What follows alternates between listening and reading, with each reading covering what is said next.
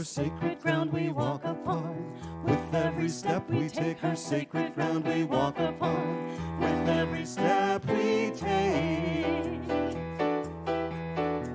her sacred ground we walk upon. With every step we take, her sacred ground we walk upon. With every step we take. Hey, Yana, oh, Yana, hey, Yana. Hey, Yana, oh, Yana, hey, Yana. Hey, Yana, oh, Yana, hey, Yana. Hey, Yana, oh, Yana, hey, Yana.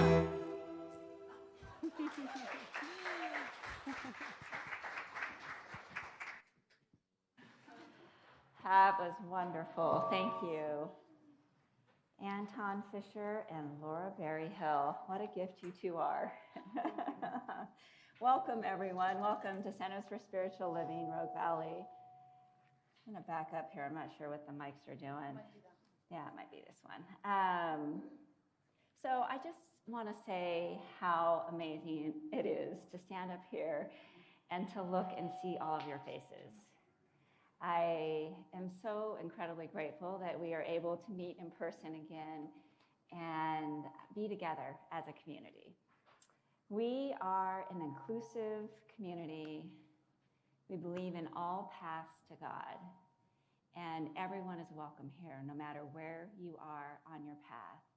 We're diverse, and everything is about the power within and creating our reality and creating a world that works for everyone. It fits right into the top title today, which is belonging, and I'm looking forward to getting into that with you.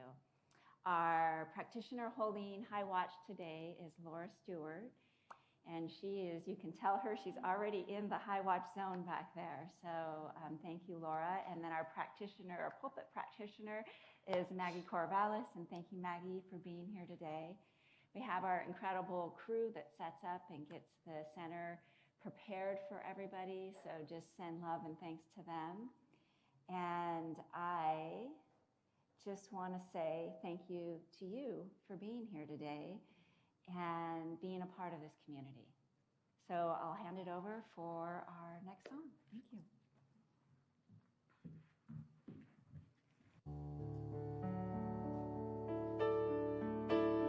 This is a quieter song leading into our invocation and reading, but if you'd like to sing along quietly and just breathe and prepare yourself.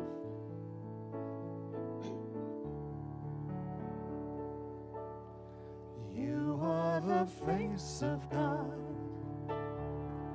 I hold you in my heart. You are a part of me. You are the face of God.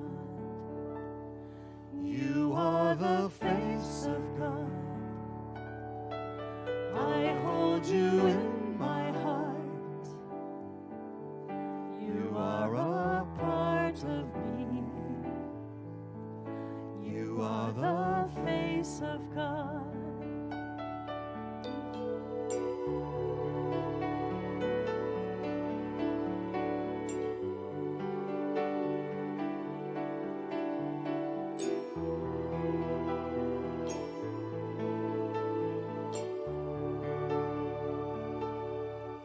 You are the face of God. I hold you in my heart. You are a part of me. You are the face of God. You are the face of God. I hold you in my heart. You are a part of me. You are the face of God. You are the face of God. I hold you in my heart.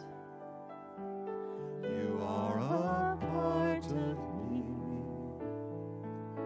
You are the face of God.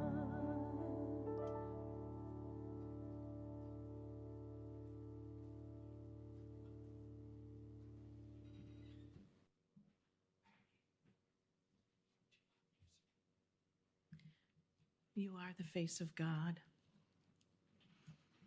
We are all one with that divine power.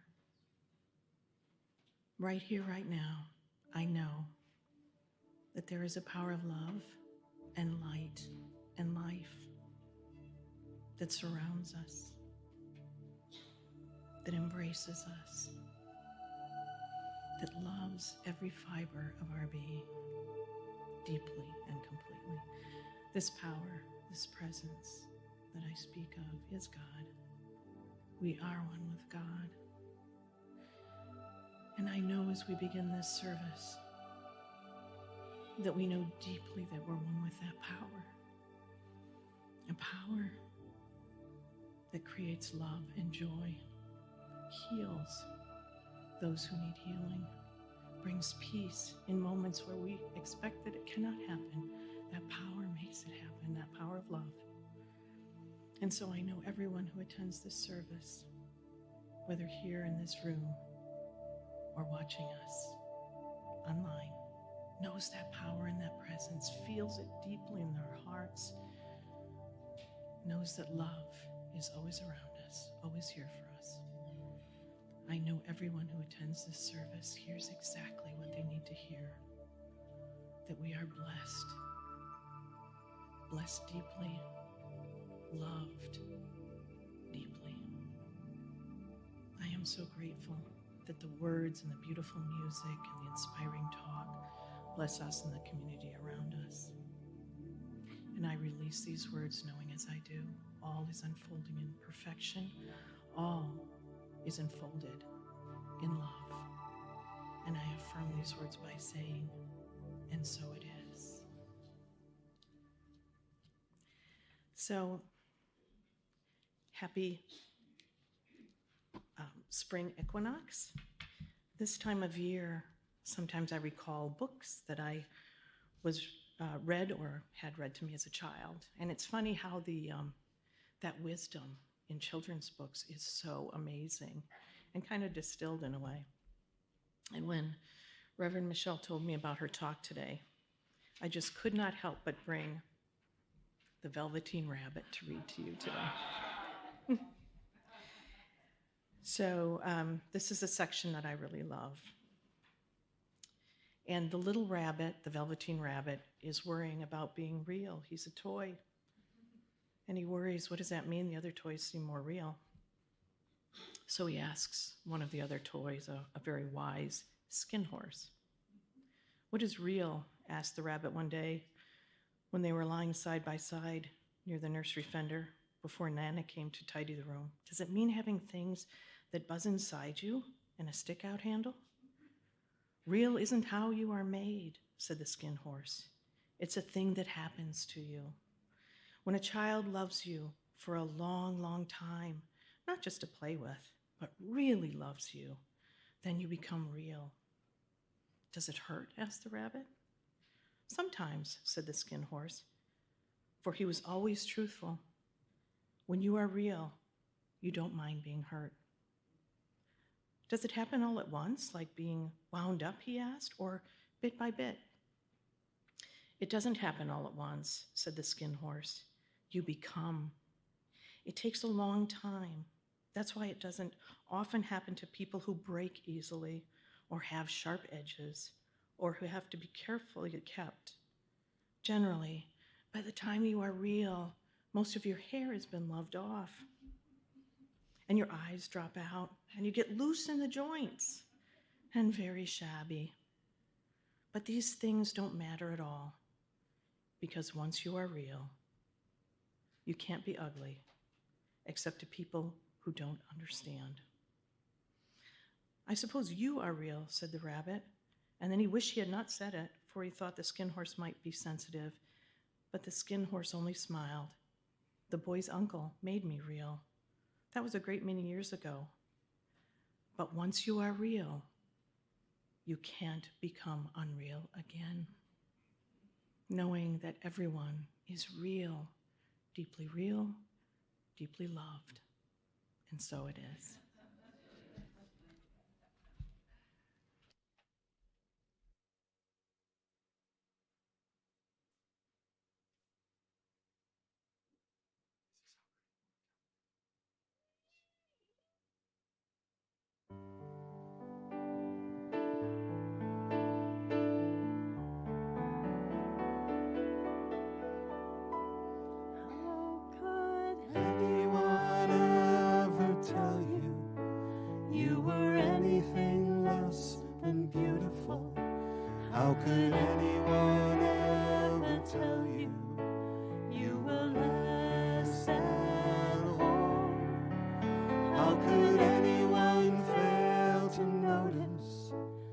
that your loving is a miracle, how deeply you're connected to my soul.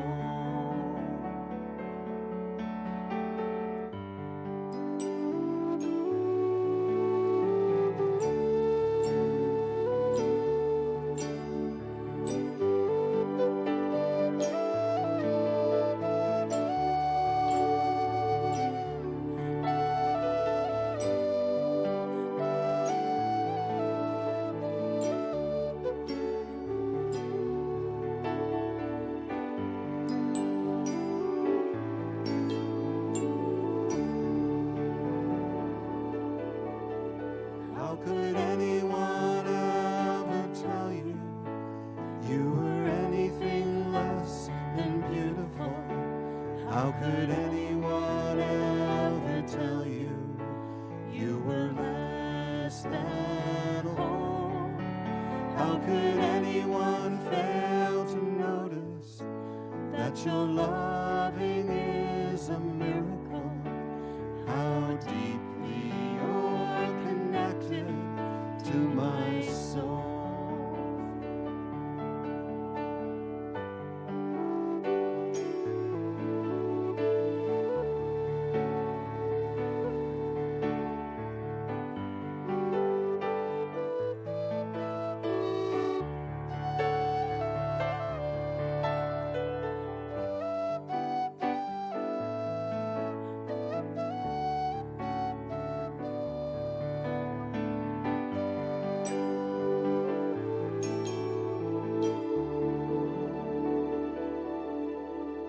How could anyone ever tell you you were anything less than beautiful?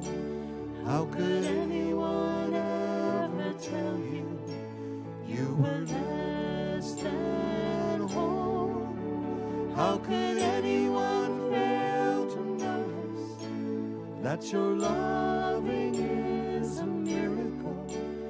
How deeply you're connected to my soul.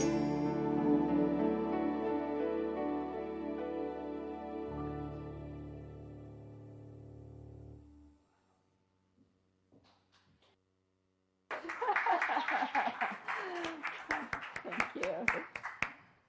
Oh, we could go home now. Wow, that was beautiful. The music, Anton and Laura, thank you. You always bring such a beautiful presence. And Maggie, your reading and your prayer, just perfectly divine. It all just weaves in. Isn't that beautiful how Spirit does that? Just how life all weaves into itself. Well, my talk today is on belonging, and it's based on Brene Brown's book, Atlas of the Heart, which is our book of the month. And we are getting ready to start a book study this Wednesday at 7 o'clock, no, at 6 o'clock, 6 to 7:30. And this book is amazing. It's amazing. I mean, I love Brene Brown. I feel like we're best friends. She just doesn't know it yet. And someday we'll meet. Her leadership book, Dare to Lead, is one of the best leadership books, and I've read a lot of leadership books in my lifetime. This Atlas of the Heart, how it breaks down the emotions and the feelings and the facets of what is going on in this human experience as spiritual beings. And it brings words and feelings and emotions to what's going on inside of us and helps us understand ourselves better.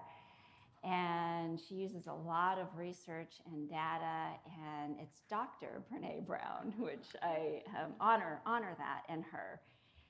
And so we're going to delve into belonging. This part, when I listened to it in Atlas of the Heart, like I was just like, wow, how it was phrased and how she framed it was just this big aha for me, and seeing it even more crystal clear than I saw it before, and really breaking down what belonging means.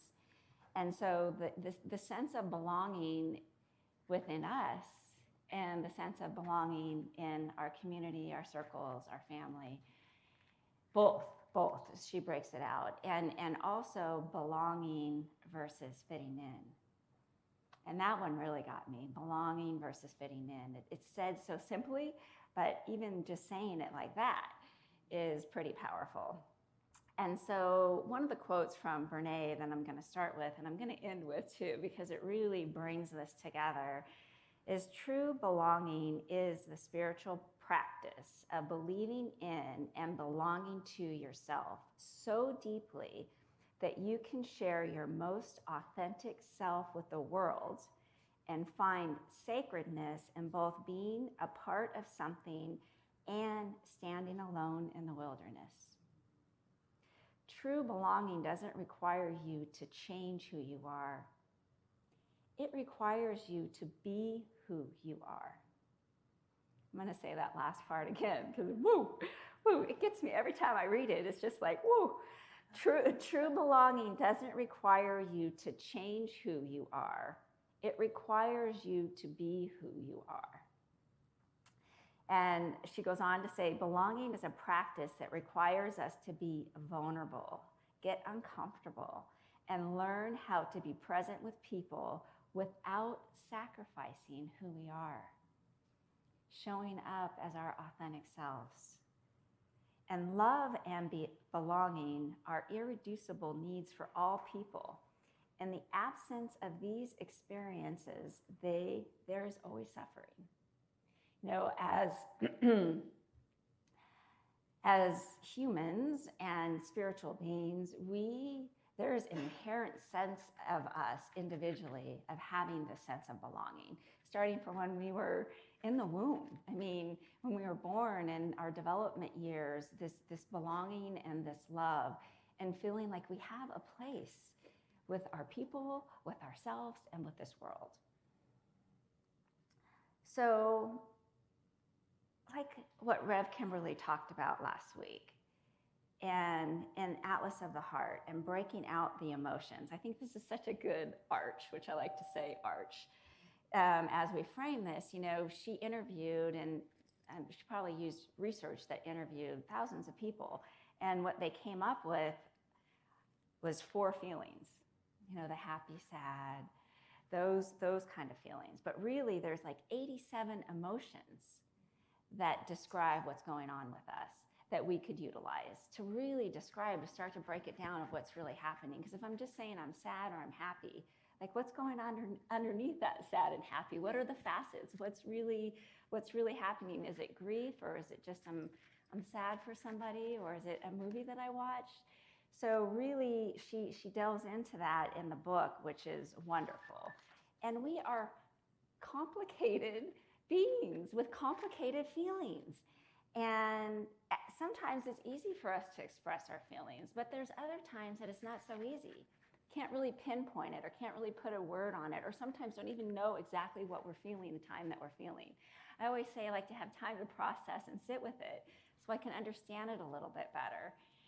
And so looking at this from that perspective, when we're able to shine the light of recognition of knowing what we're feeling and what's happening, we can understand better, especially those challenging feelings, or those feelings that are defeating, those feelings of being hard on ourselves.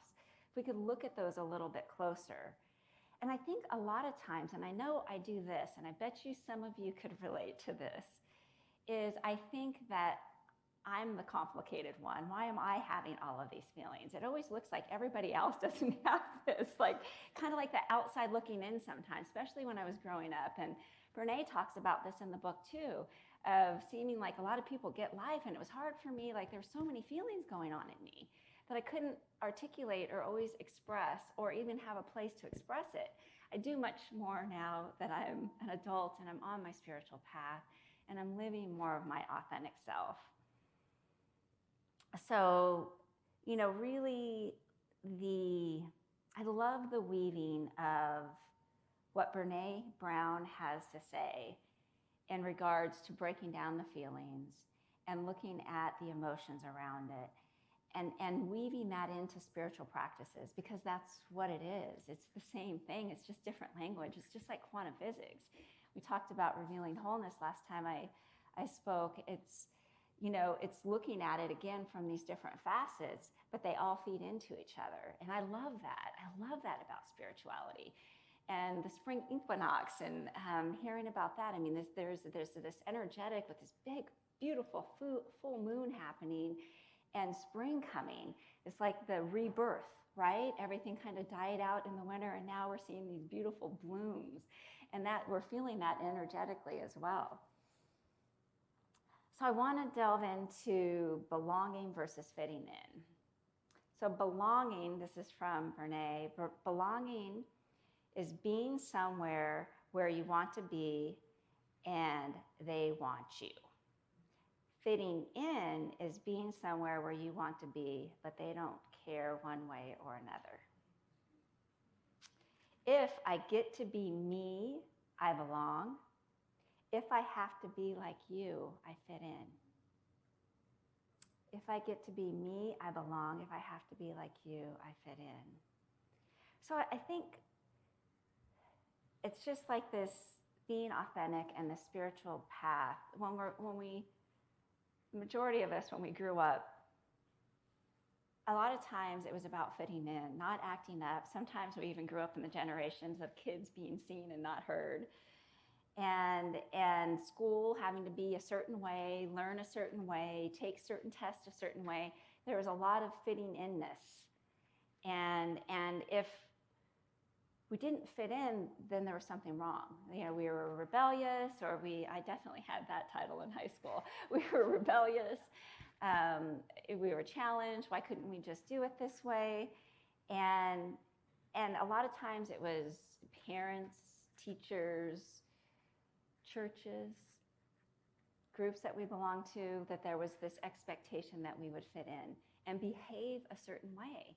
And meanwhile, there's all this going on inside of us that has lots of feelings about lots of things.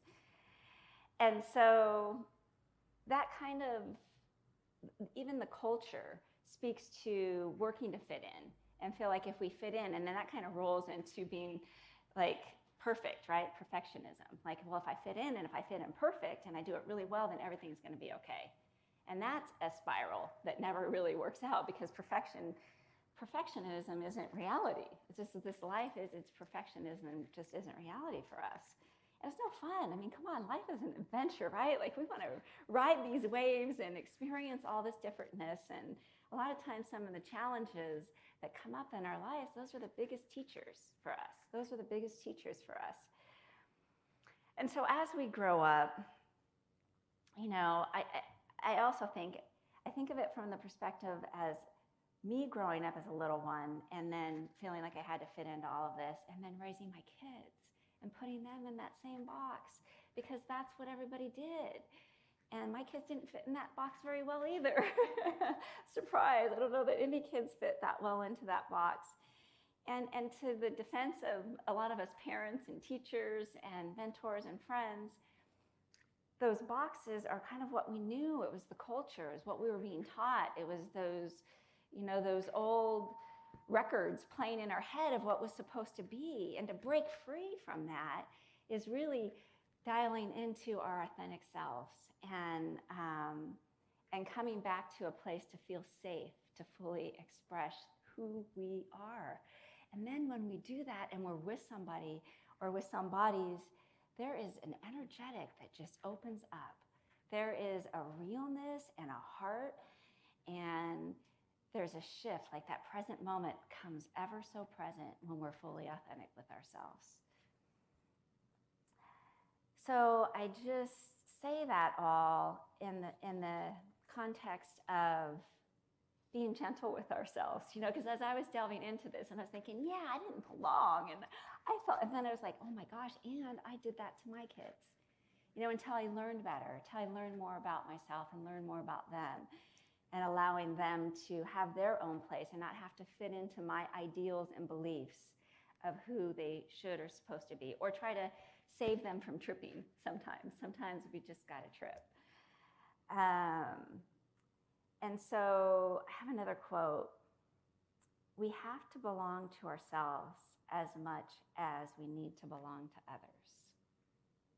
Any belonging that asks us to betray ourselves is not true belonging. And that's not always easy. I like people to like me. And so if I have to say something that doesn't go with the group, I really have to like ground myself and really think of, and it's also about being compassionate, I feel, and how I express my authenticity. But I've gotten to a place in my life, and my spiritual path has been so instrumental in this. I have to be me. And even if I go into something and I don't fully express myself, and there's that little nudge that keeps telling me, you got to express yourself, I'll go back and express whatever my idea was. And it doesn't necessarily mean somebody has to adopt my idea. It's just being heard. And then my soul, myself, my interness settles down because I'm able, and I honor myself, right? It starts in that belonging within myself. I honor myself to be me, truly me. So I want to share a story with you about that. My son, Michael, is now 33 years old, and I called him, and it was so sweet to have a conversation with him, and asked him permission to share his story with you. I might get a little emotional, and if I do, you'll only know that it's because my heart is overflowing and my eyes leak. My boys mean so much to me. But this story is such a tender story in my heart, and such a sweet story in regards to belonging. So Michael is a teenager, and of course, going through all the teenagehood of what that looks like, and hormones, and football, and friends, and then also finding out who he is. And such a plug for teen camp, Dr. Linda Rapon back there. I see you, you're gonna like this one. So as Michael's grappling, and he's dating, he's got some cute girlfriends, he goes to the prom, but there's something missing in him, and he goes to teen camp with CSL. We were part of the Temecula community, and it is just such a all-encompassing love, like hug. Like teen camp is just so incredibly amazing. I got to be blessed to be an advisor a couple times, and the teens feel so accepted there. And the processes of teen camp is all about acceptance and exactly who you are, and love, like love. I remember one time my son, this is a side note, but I'll come back. My son Ryan and his friend Jarrett, I picked them up from teen camp. We went out to dinner, and the waitress comes up, and they look at her and they go, "We just love you." And I go, "They just came back from teen camp. They're very loving right now." So Michael comes back from teen camp and shares with me that he really felt safe to look into his sexuality more. And teen camp created that safe place for him, and that he felt that he was either bisexual or gay, and that he was going to continue to feel into it. And that was just so huge for me as a mom, that he had this place to feel so safe, and the tools to come back and share that with his family, which was so incredibly sweet. And so continuing on, he's still kind of exploring. And then he goes to college. And in college, he has lunch with me, and he sits me down and he says, "Mom, I'm gay, and I know this, and I've had this time and space to know this, and this is who I am, and I'm not going backwards.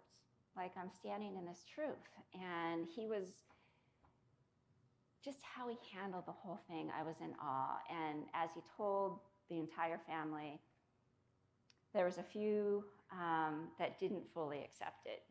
They loved him, but they didn't accept his lifestyle. And the thing that wowed me about Michael is that he never wavered. He never got mad. He never cut people out of his life. He took the high road every single time, and loved everybody, and was compassionate enough, but never wavered on who he was and his authentic self and belonging. And as I wrote about this a couple of years ago, as I think back on it, I was just, like, I'm even more in awe now. And some of those family members that were more challenged with him have come around. They've done like a 360 and embraced him and his boyfriend and his life. And it was that side of his family. And really, this is all to say that we all grew from his belonging and authenticity and him being different sexuality-wise from us made us better people, because we were able to understand at a deeper level that it doesn't matter. It doesn't matter. None of that matters. It matters if he's happy and if he's in integrity and belonging and connection to himself. The whole family grew from this experience. And Michael is such an incredible soul. Like, he makes me a better person. Who he is, gay, straight, pink, purple, gray, makes me better. And going through this journey with him has been such an incredible gift. And to see this marginalized population right now in this world is hard. It's really hard to see it. This whole gay thing in Florida and not saying gay in schools, like, to me, that's like, what? I thought we were going forward. Come on, let's keep going forward, you know? And so I just hold the high watch and pray of the acceptance of all of us, because what this life is about is us being authentic to ourselves. It's not about fitting in. It's not about somebody else telling what we need to do or be or act. It's about us being authentic to ourselves and to love unconditionally, you know, not this, they're like that. You know, we can get into that in politics too, right? They're like that and we're like this. It's love. It's love. You know, love is the answer. I have another quote from Bernays around that: because we can feel belonging only if we have the courage to share our most authentic self with people. Our sense of belonging can never be greater than our level of self-acceptance. And whew,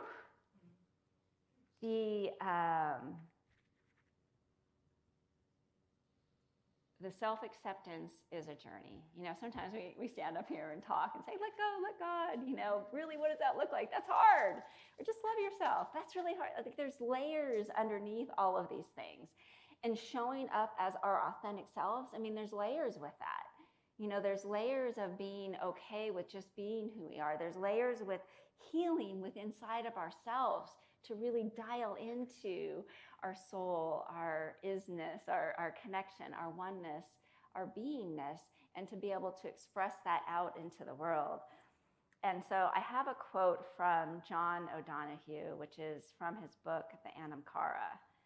And this is a really cool quote around the sense of belonging within ourselves, you know. And I know a big part of Michael being able to be so steadfast on his path and so compassionate and so loving is the container in which he felt such an incredible sense of belonging through the teen camp, through the CSL community, and through his loved ones, you know. And so that's a big piece of us being able to show up, is to be with people that are safe, to really show our true insides with and know that we can. And people that we can't show those deeper insides to, we don't have to show that to them. We can be that with the people that we love the most. And so this is from John O'Donohue, The Journey of the Soul. One of the qualities that you can develop, particularly in your older years, is a sense of great compassion for yourself. When you visit the wounds within the temple of memory, you should not blame yourself for making bad mistakes that you greatly regret. Sometimes you have grown unexpectedly through these mistakes. Frequently, in a journey of the soul, the most precious moments are the mistakes. They have brought you to a place that you would otherwise have always avoided. You should bring a compassionate mindfulness to your mistakes and wounds. Endeavor to inhabit the rhythm you were in at that time. If you visit this configuration of your soul with forgiveness in your heart, it will fall into place itself.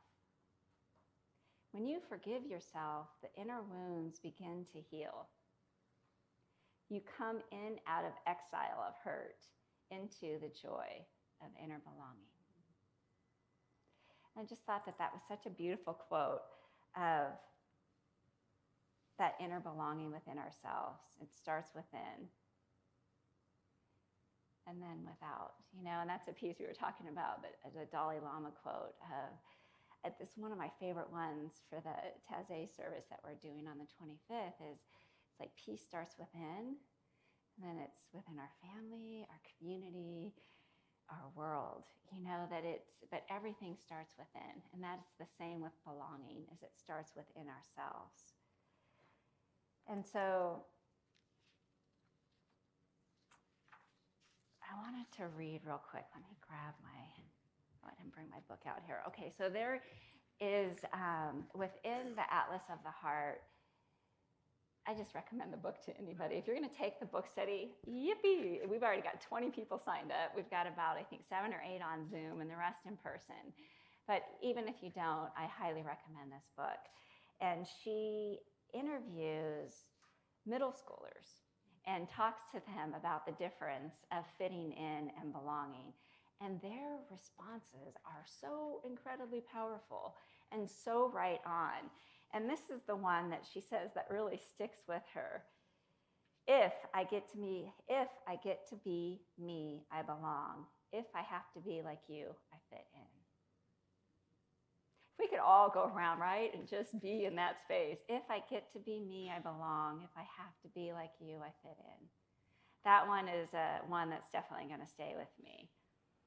And so, but in the book, she talks about all the different comments from the tweens, so I would highly recommend checking that out. And then the other piece I wanted to bring in is I found a quote from Ernest Holmes. Trust in your own self more than in all else. Trust in your own self more than in all else. Ernest Holmes. We have a GPS inside of us that knows. And sometimes it's a little nudge to make a phone call to our mom, or to smile at a stranger, or to start a huge nonprofit, or whatever it is. But we all have that inside of us, and trusting that. And then one of my favorite quotes is Rumi, you are not a drop in the ocean. You are the entire ocean in a drop. You are beautiful, divine, spiritual, incredible, powerful, infinite beings.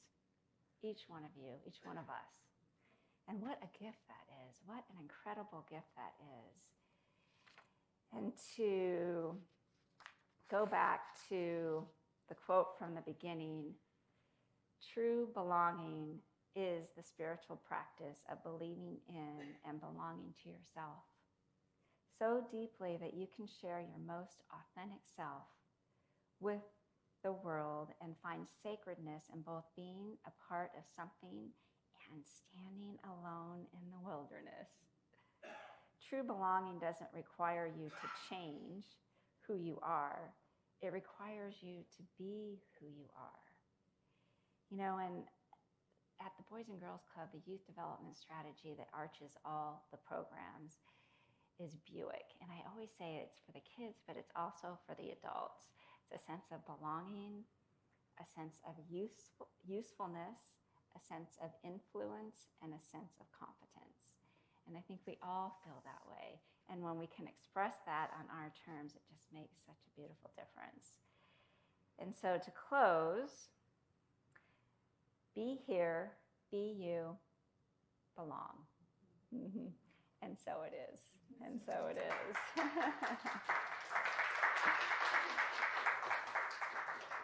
So just to bring us into prayer and to take a deep collective breath. And knowing that we belong. We belong internally with our beautiful, authentic selves. and we belong with each other. We are interconnected. We are the ocean in a drop. We are an ocean in a drop. We are that. We are divine, infinite, beautiful, spiritual beings. And as we move and we live and we breathe from this space and allow our authentic self to fully shine through, life flows. Life flows with ease and grace and oneness and connection and great love. And knowing that this is the key, this is what the world is calling for right now, is for us to truly be who we are in ourselves, in our soul, in our spirit, and share that light, share that beauty with the world, knowing that it is good, that it is God, and that it is right now. I give great thanks as I release this into the universe. And together we say, and so it is, and so it is.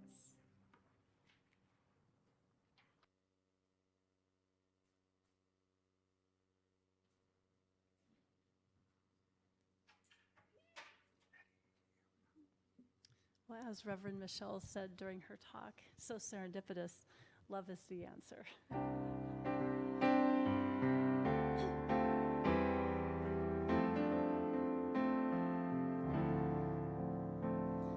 Here we all are, gathered together in this place. Why are we here? What is our purpose? What is His will? How do we know what's true and what's real? We may not know where life's road will lead, But it doesn't matter long as we believe that love is the answer. Love is the answer.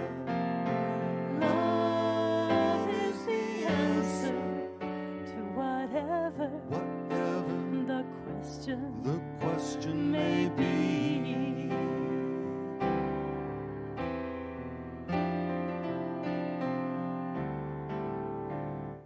What's going on in this world today? Where do we fit?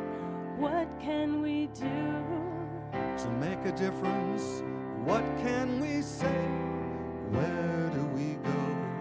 This way or that way? if we always and truly believe and love one another? We can let the world see that love is the answer. Love is the answer. Love is the answer to whatever the question may be. We may not know where life's road will lead, but it doesn't matter long as we believe that love is the answer. Love is the answer. Love is the answer to whatever the question may be.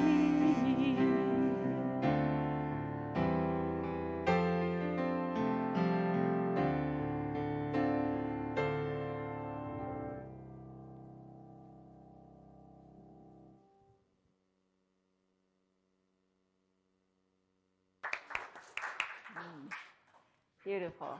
Love is the answer. Yes. Again, the universe just swoops in and makes it perfect, right? Okay, so now is our time for our offering. And if you'd like to say the affirmation with me, graciously I give from a place of love.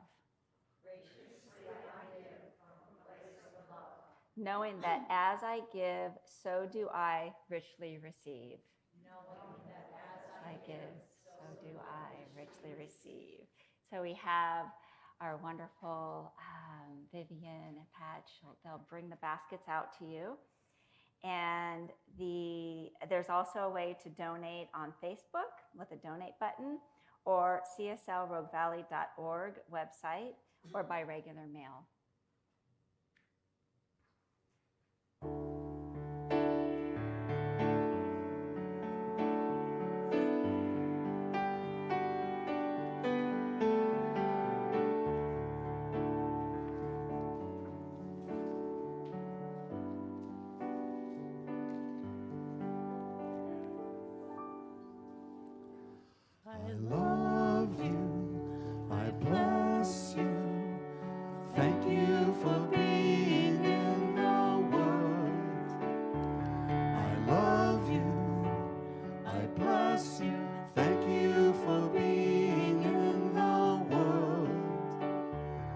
I love you.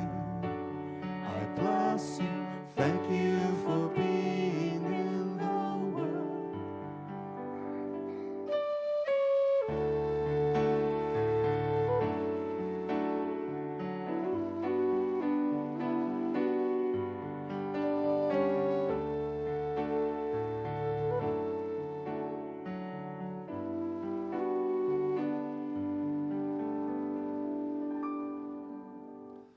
I love you.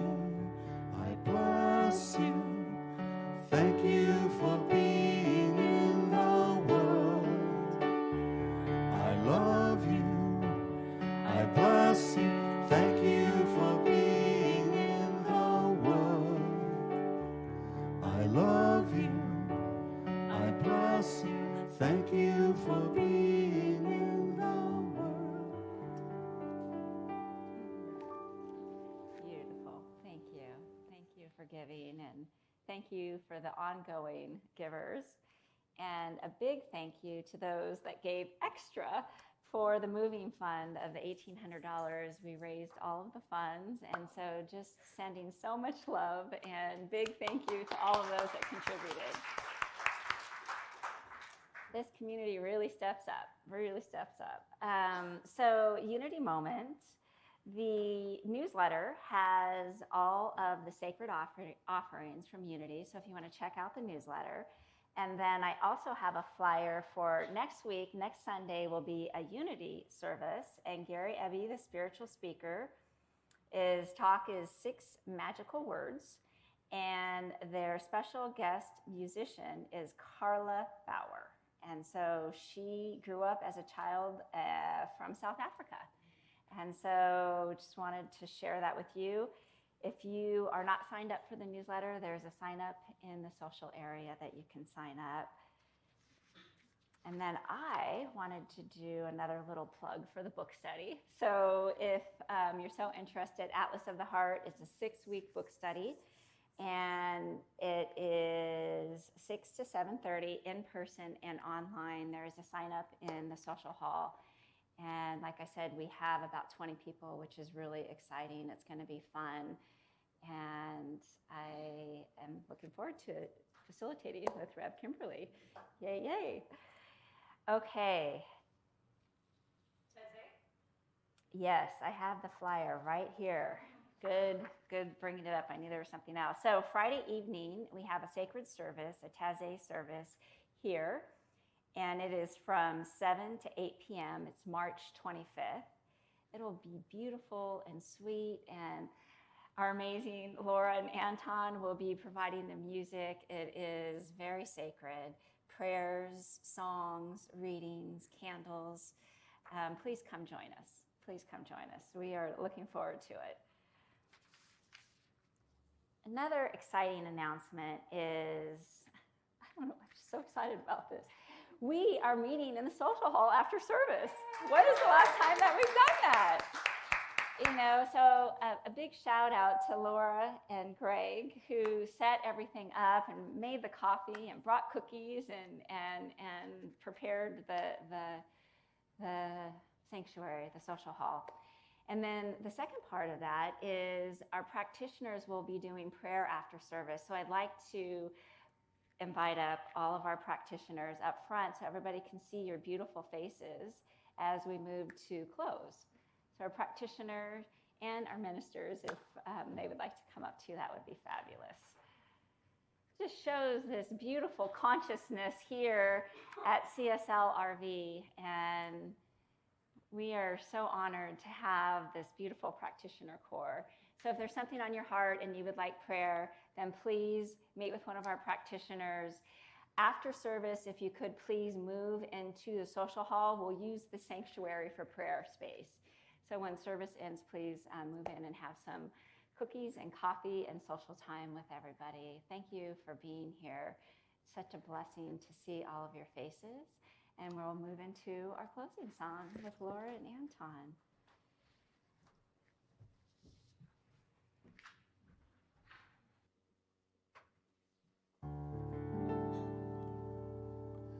The words to this song: light your lamp and pass it on. Let it shine for everyone, so we all may know and we all may see that we are all We are one great family. We are one.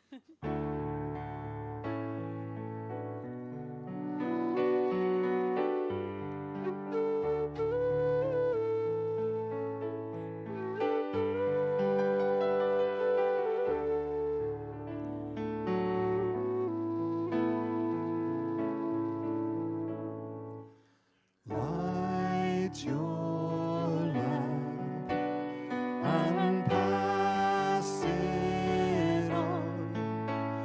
Let it shine for everyone, so we all may know and we all may see that we are one great family.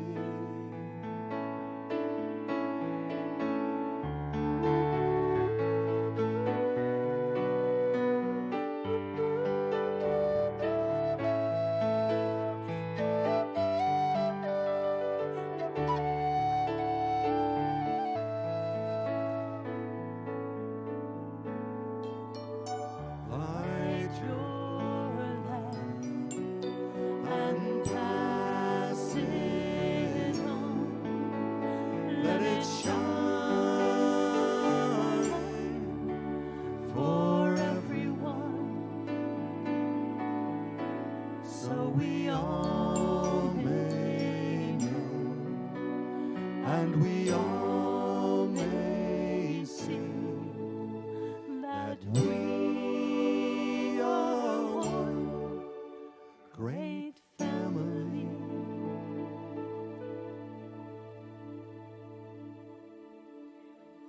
It is all good, that it is all God, that it is all right now. I give great thanks and wish you a blessed day, a blessed week, and a blessed life. And so it is, and so it is, and so it is.